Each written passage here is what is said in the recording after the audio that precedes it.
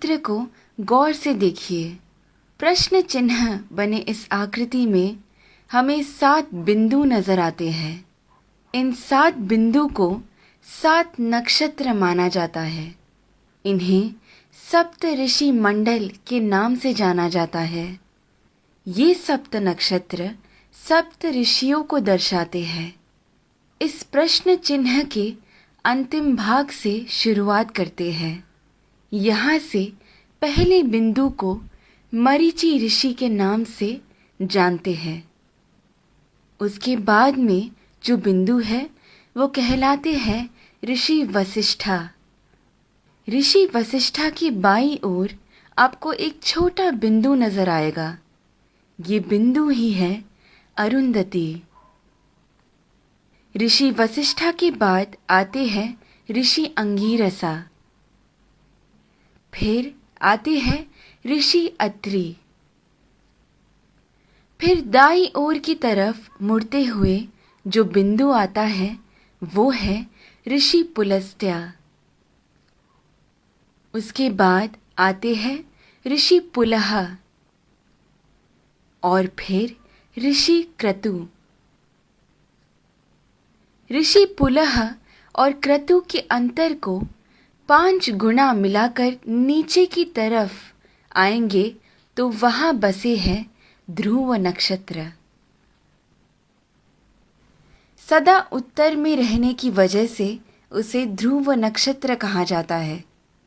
English में हम इसे नॉर्थ स्टार के नाम से जानते हैं। बाल्यावस्था के ध्रुव नक्षत्र अगर उत्तर में बसे हैं तो वृद्धावस्था के अगस्त्य नक्षत्र दक्षिण में बसे हैं। अगस्त्य और ध्रुव नक्षत्र हमेशा उसी स्थान पर ही पाए जाते हैं। इन दोनों के बीच में मौजूद आकाश गंगा सतत घूमती रहती है। इस कारण से हमारी धरती अक्ष के ऊपर घूमकर घूमती रहती है। ये सच है कि सारा जगत भगवान के इर्द गिर्द घूमता रहता है, लेकिन वो हमें कभी नजर नहीं आ सकता। भूमि के अनेक कालों में से उसे 4 काल में छांटते हैं। ऊपर नजर आ रहा पीठ के बल सोया हुआ प्रश्न चिन्ह के आकार में बना हुआ सप्त ऋषि मंडल हमें वसंत ऋतु में ठीक ऐसे ही नजर आता है।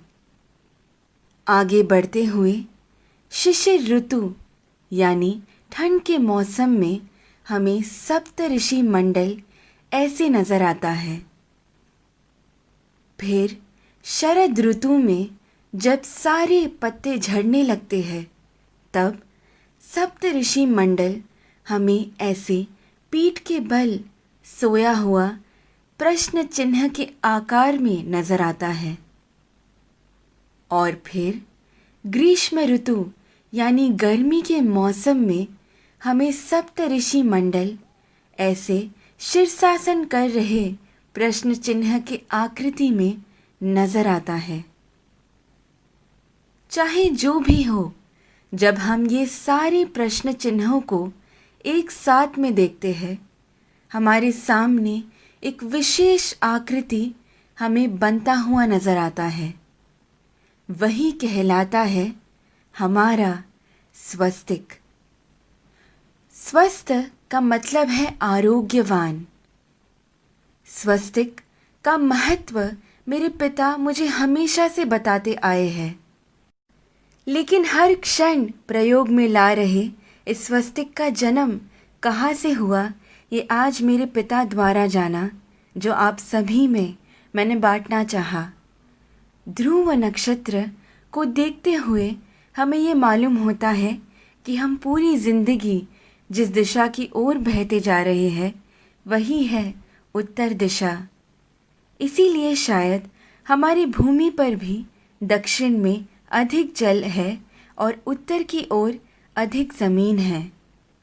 इस विषय को इतनी सुंदरता से वीडियो के रूप में बनाकर आप सभी को समझाने का श्रेय जाता है मुक्ता जी को।